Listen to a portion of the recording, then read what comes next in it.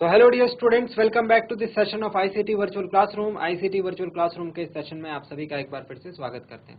आज की क्लास में बात करने जा रहे हैं क्लास 10 साइंस सब्जेक्ट के ऊपर, कक्षा 10 विषय विज्ञान के ऊपर। अपनी पिछली क्लासेस में हम लोग विद्युत चैप्टर के ऊपर बात कर रहे हैं और प्रतिरोधकता के टॉपिक को हमने अपनी पिछली क्लास में देखा था, रेजिस्टिविटी के टॉपिक को। उम्मीद करते हैं ये आपने घर में रिवाइज किया होगा, यहाँ से रिलेटेड जो भी बातें हमारी हुई थी वो आपको समझ में आई होगी। आज हम बात करेंगे प्रतिरोधकता के बारे में, लेकिन धातुओं की, मिश्र धातुओं की या फिर विद्युत रोधी, इन तरीके के अलग अलग पदार्थों की विद्युत रोधी जो प्रतिरोधकता है वो क्या होती है ना, और उनका जो यूज है वो हम किस आधार पर देखते हैं। ठीक है, तो एक छोटा सा पॉइंट है बट इंपॉर्टेंट है। चलिए स्मार्ट बोर्ड की स्क्रीन पर चलते हैं और नोट डाउन करते हैं। विभिन्न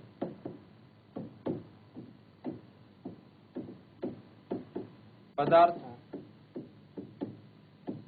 की प्रतिरोधकता। अब एक चीज आपको याद होगी कल, अगर यानी लास्ट क्लास में जो मैंने आपको बताई थी कि पदार्थ की प्रतिरोधकता से मतलब होता है कि सुगमता, धारा प्रवाह की सुगमता, है ना, धारा के प्रवाह की सुगमता, ये पता चलता हमको। अगर किसी पदार्थ का प्रतिरोध कम है मतलब उसमें धारा उतनी सुगम तरीके से जाएगी। जिसका प्रतिरोधकता ज्यादा है उसमें धारा को प्रवाह करने के लिए उसमें थोड़ा सा ज्यादा दिक्कत आएगी, ये कहने का मतलब है ना। अच्छा, एक इसमें पॉइंट सबसे पहले लिखेंगे, विभिन्न पदार्थों की प्रतिरोधकता। अच्छा, सबसे पहले हम बात करते हैं उच्च प्रतिरोधकता वाले पदार्थ।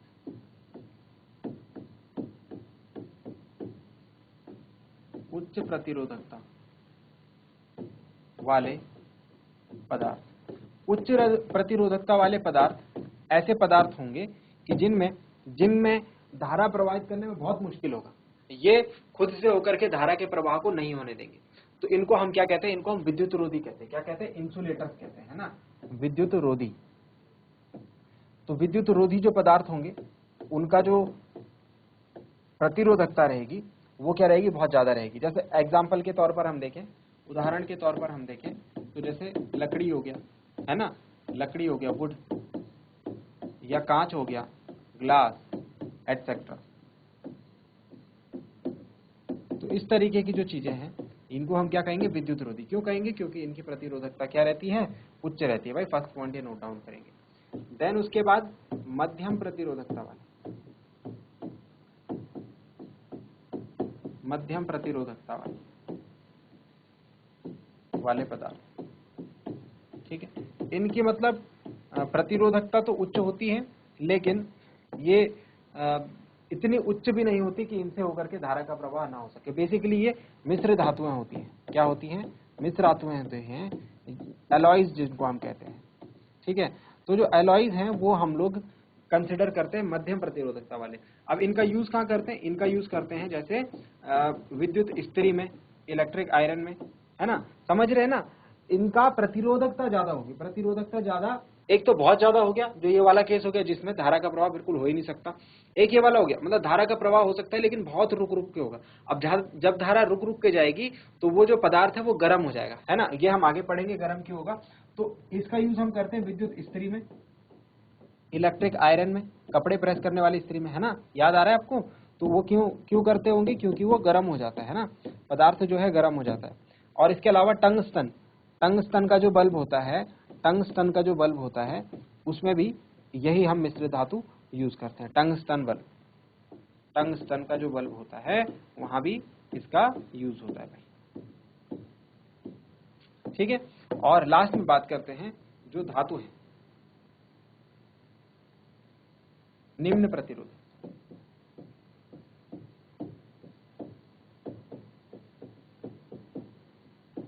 निम्न प्रतिरोधकता वाले पदार्थ। निम्न प्रतिरोधकता वाले पदार्थ हो जाएंगे हमारे, बताइए, धातुएं। मेनली जो हैं धातुएं जो होंगी, मेटल्स जो होंगी, वो क्या होंगे? हमारे लो रेजिस्टिविटी वाले होंगे। अब इसमें एग्जांपल आप जानते हैं, कॉपर की वायर, तार अगर हम बोले तो कॉपर, तांबा, कॉपर, है ना, एल्यूमिनियम, एल्यूमिनियम की तार भी हम लोग क्या करते हैं, विद्युत संचरण के लिए।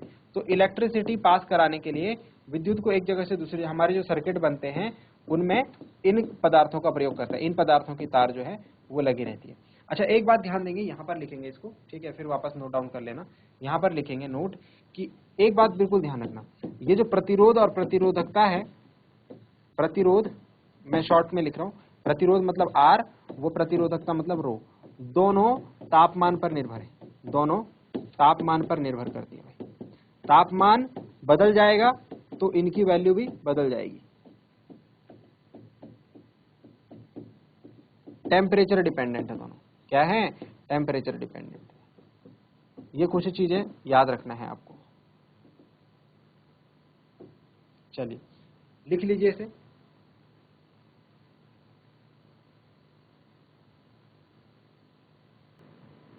चलिए, तो यहां तक नोट डाउन कर लिया आपने, है ना।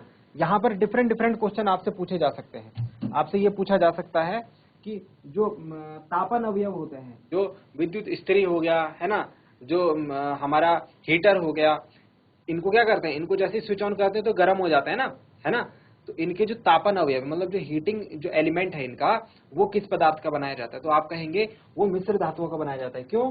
क्योंकि इनकी प्रतिरोधकता मध्यम होती है, मतलब इनसे होकर धारा तो प्रवाहित होगी लेकिन रुक रुक कर होगी, जिसकी वजह से गर्म हो जाएगा पदार्थ, है ना। और गर्म हो जाएगा तो हम इसको तापन जो पदार्थ हमारी जो हीटिंग जो इलेक्ट्रिकल इक्विपमेंट्स है उसके तौर पर हम इस्तेमाल कर सकते हैं, चाहे वो इलेक्ट्रिक आयरन हो, फिर चाहे वो हमारा हीटर हो, ठीक है। यहाँ पर यह भी पूछा जा सकता है कि हम लोग कॉपर और एल्यूमिनियम की तारें ही क्यों यूज करते हैं विद्युत संचरण के लिए, तो उसके पीछे भी आप कारण ये लिखेंगे कि इनकी प्रतिरोधकता क्या होती है, निम्न होती है, धारा का प्रवाह सुगमता से हो पाता है ना, इसीलिए हम इनका यूज करते हैं। तो ये सारी चीजें आप लोग जो है रिलेट करके यहाँ पर क्योंकि यानी रीजन वाले क्वेश्चन पूछे जा सकते हैं, ठीक है, तो उसके लिए आपको तैयार रहना है। अब एक न्यूमेरिकल करेंगे, जो यहाँ से न्यूमेरिकल भी पूछा जाता है, प्रतिरोधकता से न्यूमेरिकल भी अक्सर पूछा जाता है और न्यूमेरिकल इंपॉर्टेंट रहेगा इसका, तो न्यूमेरिकल जरूर ध्यान रखेंगे। न्यूमेरिकल क्या है मैं आपको लिख दे रहा हूं आपके लिए, नोट डाउन करेंगे।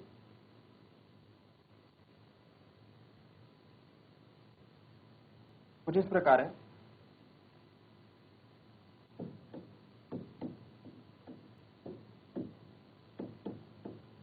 किसी धातु के 1 मीटर लंबे तार का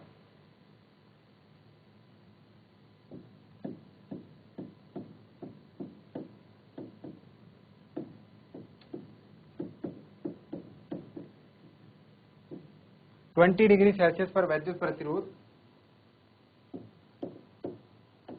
26 ओम है,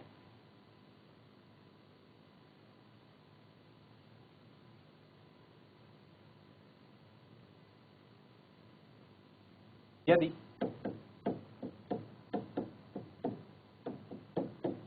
तार का व्यास 0.3 मिलीमीटर है, कितना, 0.3 मिलीमीटर है, तो इस ताप पर धातु की वैद्युत प्रतिरोधकता क्या है, ठीक है। एक क्वेश्चन तो ये हो गया। चलिए, और इस तार का हो सके तो आपको नाम भी बताना है, ठीक है। चलिए, ये क्वेश्चन है और इसका आंसर या सॉल्यूशन हम कहें आपको करना है। तो पिछली बातें जो अब तक आपने सीखी हैं उसके आधार पर अपना दिमाग लगा करके कॉन्सेप्ट लगाने की कोशिश करेंगे, ठीक है। और मैं 2 मिनट का टाइम देता हूं आपको इस क्वेश्चन को सॉल्व करने के लिए। जल्दी से सारे बच्चे जो हैं इसको सॉल्व करने की कोशिश करेंगे और आंसर बताएंगे कितना आंसर आ रहा है।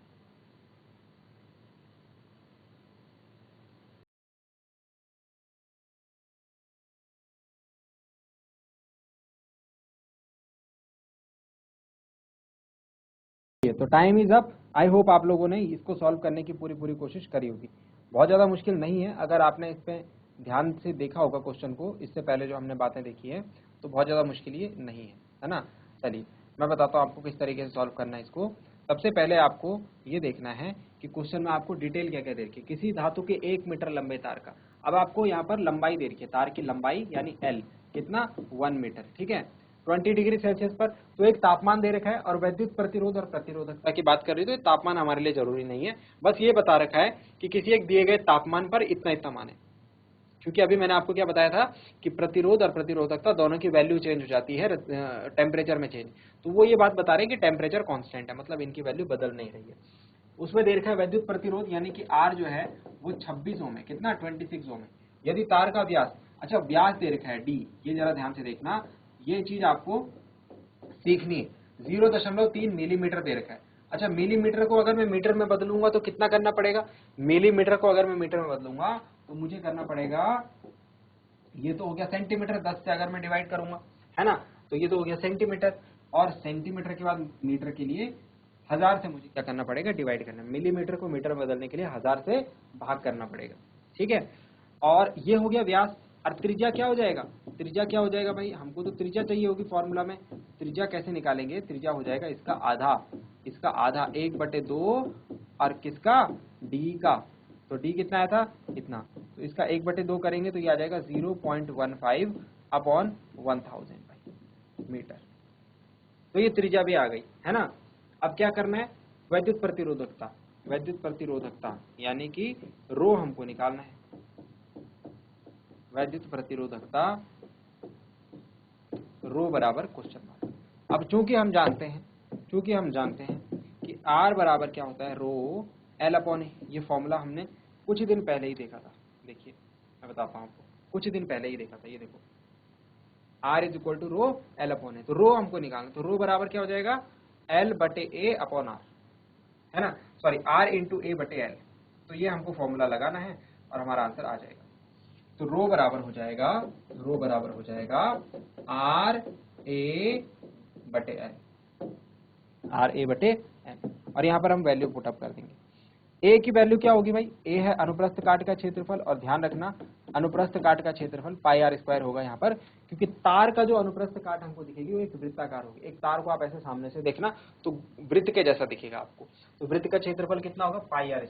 अब वैल्यूज पुटअप कर देते हैं जल्दी से और आंसर निकालते हैं। आर की वैल्यू है 26, ठीक है, पाई की वैल्यू रख देंगे 22/7, ठीक, और आर का मान रख देंगे यहाँ से, कितना आया था 0.15 अपॉन 1000 का स्क्वायर, आर का स्क्वायर है, और एल भी अपॉन में, तो एल कितना था हमारे पास 1 मीटर, तो एल को 1 रख देंगे, एल से तो कोई खास फर्क पड़ेगा नहीं। अब इसको हमको सॉल्व करना है भाई, 26 गुणा 22 गुणा 0.15 गुणा 0.15 और बटे में आ जाएगा 7 गुणा 1000 गुणा 1000। ये कैलकुलेशन हमको करनी है। ये कैलकुलेशन करने के बाद आपका जो आंसर आएगा, मैं आंसर लिख ले रहा हूँ यहाँ पर, ठीक है, कैलकुलेशन आप खुद करेंगे, इसको जो मल्टीप्लाई डिवाइड जो भी प्रोसीजर रहेगा वो आपको खुद से करना है। तो जो आंसर आएगा रो इज इक्वल टू, वो मैं आपको बता दे रहा हूँ,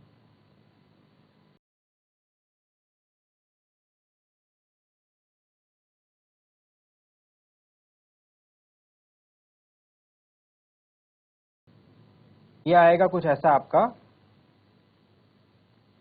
1.84 बटे 1000 गुणा 1000। जब इतना सॉल्व करोगे ना आप, ये आएगा आपका 1.84 अराउंड, है ना।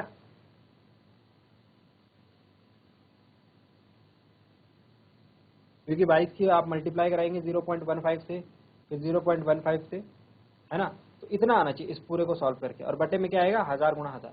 अब इसको हम लिखते कैसे हैं, ये क्योंकि यहाँ पर 6 जीरो हैं तो मैं इसको ऐसे लिखता हूँ, इसको गणित में ऐसा लिखा जाता है 10 की घात 6, क्योंकि 6 जीरो है यहाँ पर, तो एक के आगे 6 जीरो लगा दूंगा मैं तो ये बन जाएगा। अब इसको मुझे ऊपर लेकर के जाना है, तो इसको लेके जाने का तरीका ये होता है कि घात हो जाती है माइनस, घात हो जाती है माइनस। तो ये हमारा आंसर है भाई, ये हमारा फाइनल आंसर है 1.84 इंटू 10 की पावर -6, और इसके आगे इसका मात्रक लिख देंगे। इसका मात्रक क्या था भाई, इसका मात्रक था ओम मीटर, इसका मात्रक क्या बताया था, ओम मीटर। अगर मात्रक नहीं लिखेंगे तो भाई नंबर कटेगा, अगर आप यहाँ पर यूनिट नहीं लिखेंगे तो नंबर कटेगा। फिजिक्स में दो चीजों का जरूर ध्यान देना, यूनिट आपको जरूर लिखनी है और सही लिखनी है। ये हमारा आंसर आया भाई। अगर मैं बात करूं ये कौन सा तार है, तो मुझे लगता है ये मैग्नीज है। ये कौन सा तार है, मैग्नीज है, क्योंकि ये पड़ेगा हमारा कौन सी सीरीज में भाई, ये मध्यम वैद्युत प्रतिरोधकता है, मीडियम वाली। एलॉयज की रेंज में यानी मिश्र धातुओं की रेंज में इसका वैद्युत प्रतिरोधकता आ रही है।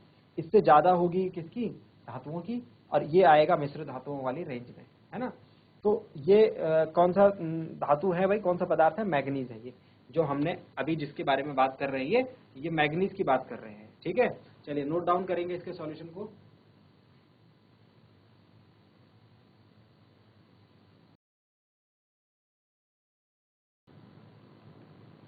सही, तो आई होप यहाँ तक की बातें आपने नोट डाउन कर ली होंगी।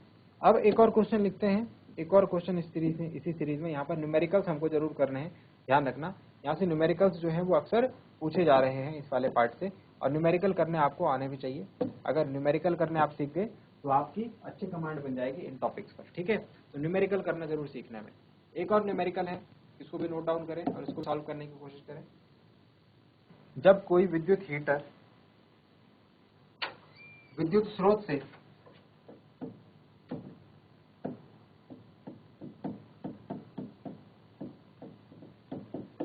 4 एम्पियर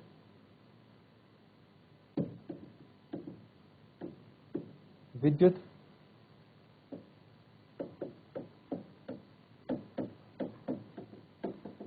धारा लेता है, तब उसके टर्मिनलों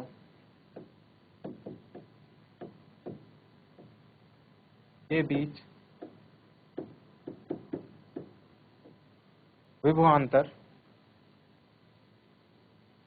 60 वोल्ट है, 60 वोल्ट है। उस समय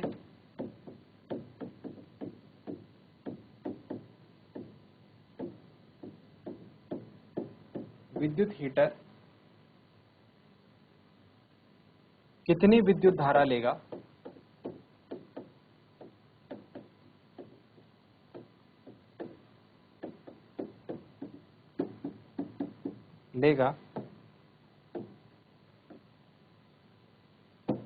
जब कितनी विद्युत धारा लेगा जब विभवांतर को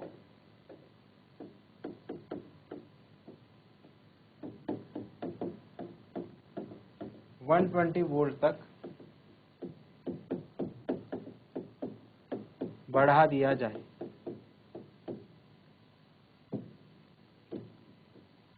चलिए, इस क्वेश्चन को सॉल्व करने के लिए भी मैं आपको दूंगा 2 मिनट का टाइम, ठीक है। जल्दी से सॉल्व, सोचें इसको, है ना। सॉल्यूशन इंपॉर्टेंट नहीं है, आपका सोचना, आपका इस क्वेश्चन को करने की कोशिश करना वो इंपॉर्टेंट है। तो कोशिश सभी करेंगे, क्वेश्चन आपके सामने, जल्दी से नोट डाउन करें और सॉल्व करने की पूरी पूरी कोशिश करें।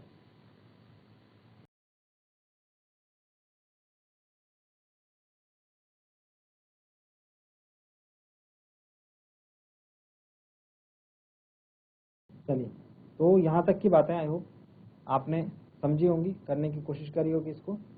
देखिए, इसका सॉल्यूशन कुछ इस प्रकार से है।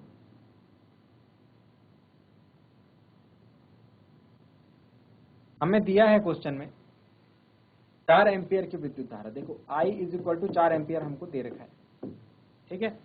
तब उसके टर्मिनलों के बीच विभवांतर जो है V वो 60 वोल्ट है। अभी हम इतना ही क्वेश्चन पढ़ते हैं और पता लगाते हैं कि इस विद्युत हीटर का प्रतिरोध कितना है। हमें ये क्वेश्चन में पूछ नहीं रखा है, लेकिन हम पता लगाते हैं अपनी तरफ से। तो हम यहाँ पर क्या लगाएंगे, ओम का नियम, V = IR, ओम का नियम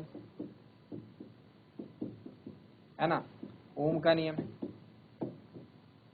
V = IR। तो R बराबर क्या हो जाएगा, V/I, है ना। अच्छा, V की वैल्यू रख देंगे, V कितना है 60 और I कितना है 4, तो 15 चौको 60, R बराबर आ जाएगा भाई 15 ओम। यहाँ से हमको एक बात पता लग रही है कि जो ये हीटर है, इसका जो मटेरियल इसमें लगा है, जो पदार्थ इसमें लगा है, उसका प्रतिरोध 15 ओम है। भाई हमसे पूछा नहीं गया था प्रतिरोध, लेकिन हमने निकाला। क्यों निकाला जरा देखें, पुनः दोबारा से। अब ये नया क्वेश्चन बनाइए इसको, अब इसको क्या करिए, नया क्वेश्चन बनाइए। उस समय विद्युत हीटर कितनी विद्युत धारा लेगा। I बराबर क्वेश्चन मार्क, जब विभवांतर को 120 वोल्ट तक बढ़ा दिया गया, V कितना कर दिया 120 वोल्ट, और R आप जानते कितना है, हीटर तो वही है ना, रेजिस्टेंस तो उतना ही रहेगा, प्रतिरोध तो उतना ही रहेगा, तो I निकालना है। फिर से ओम का नियम लगाएंगे और अब हमारा क्वेश्चन जो है इजीली सॉल्व हो जाएगा। I बराबर क्या हो जाएगा, V अपॉन R, I बराबर V upon R, values put up करेंगे। I बराबर V कितना हो गया 120 हो गया, R कितना था 15, 15 8 120 तो 8 एम्पियर, 8 एम्पियर आंसर आ जाएगा। अब इसमें जरा ध्यान से देखिए, मैं आपको एक तरीका और बताता हूँ, ये आ गया आंसर, ठीक है। यानी कि जब 120 वोल्ट कर देंगे तो जब धारा है, हीटर को धारा पहले 60 वोल्ट का वैद्युत विभवांतर था, है ना, 60 वोल्ट का पोटेंशियल डिफरेंस था, तो हीटर को कितना 4 एम्पियर की करंट मिल रही थी। जब हमने इसको डबल कर दिया, 60 से दोगुना कर दिया, देखो जरा इसको समझने की कोशिश करो, पहले 60 वोल्ट था तो कितनी 4 एम्पियर की धारा मिल रही थी, अब हमने इसको 120 वोल्ट कर दिया तो ये धारा 8 एम्पियर होगी। क्या ये ओम का नियम नहीं है, हमने जब इसका दोगुना करा तो धारा का भी दोगुना हो गया। तो ओम का नियम क्या कहता है, ओम का नियम ये कहता है कि जब हम V का मान बढ़ाएंगे, जब वैद्युत विभवांतर को बढ़ाएंगे तो धारा के मान में भी वृद्धि होगी, और ये अनुक्रमानुपाती होगा। तो ये दोगुना हुआ तो ये भी दोगुना, ये 3 गुना तो ये भी। तो जैसे अगर क्वेश्चन आपके पास आ रखा है, आपने देख लिया कि हाँ ये 60 से 120 हो गया, तो धारा 4 से 8 हो जाएगी सीधे सीधे। तो आंसर आपको पहले ही पता है, जब आप सॉल्व करेंगे आपका आंसर 8 आएगा, मतलब आपका करेक्ट आया है। तो इस तरीके से आप क्या कर सकते हैं, अपना आंसर सामने चेक भी कर सकते हैं, पेपर में ही चेक कर सकते हैं कि आपका आंसर सही आ रहा है गलत आ रहा है ना। तो हमको क्या पता लग गया आंसर क्या है, सही आ रहा है। इस तरीके से इसे नोट डाउन करेंगे भाई, जल्दी से नोट डाउन करें।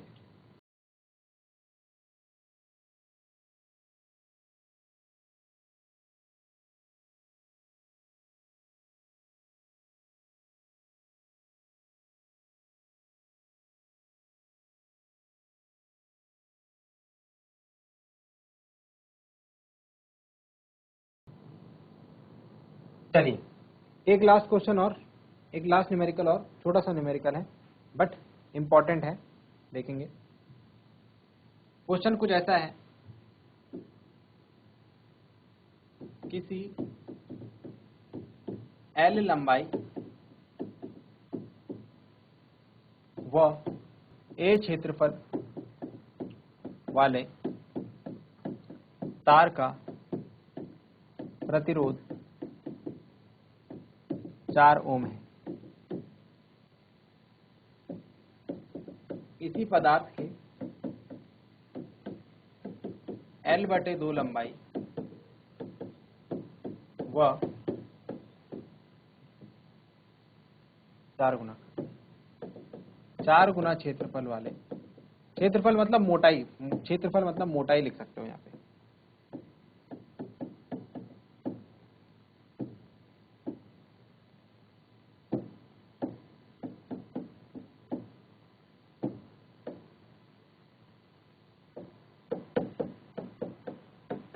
तार का प्रतिरोध क्या। कोई तार है हमारे पास जिसका लंबाई L है और उसका अनुप्रस्थ परिच्छेद का क्षेत्रफल यानी उसकी मोटाई जो है वो A है। अब उसका जो प्रतिरोध है 4 ओम है।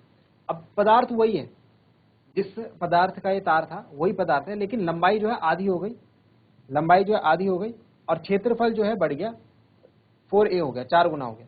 तो प्रतिरोध का क्या फर्क पड़ेगा ये हमको बताना है, क्वेश्चन नोट डाउन करेंगे, ठीक है। प्रतिरोध का क्या होगा ये हमको बताना है, इसको आप 2A कर दीजिए, 2 गुना मोटा है, ठीक है। चलिए तो ये होमवर्क में दे रहा हूं आपको क्वेश्चन, इस पे दिमाग लगाइएगा आप लोग और करने की कोशिश कीजिएगा। उम्मीद करता हूं आपको आज की क्लास में जो बातें बताई गई वो आपके समझ में आई होंगी, आपको इंटरेस्टिंग लगे होंगे, साथ ही साथ आपने उन्हें नोट डाउन भी किया होगा। ये भी उम्मीद करते हैं कि घर से आप इन चीजों को एक बार रिवाइज करके जरूर लाएंगे। मिलते हैं अगली क्लास में ऐसे ही किसी इंपॉर्टेंट और इंटरेस्टिंग टॉपिक के साथ। क्लास से जुड़े रहने के लिए आप सभी का बहुत बहुत धन्यवाद। Thank you very much and have a nice day.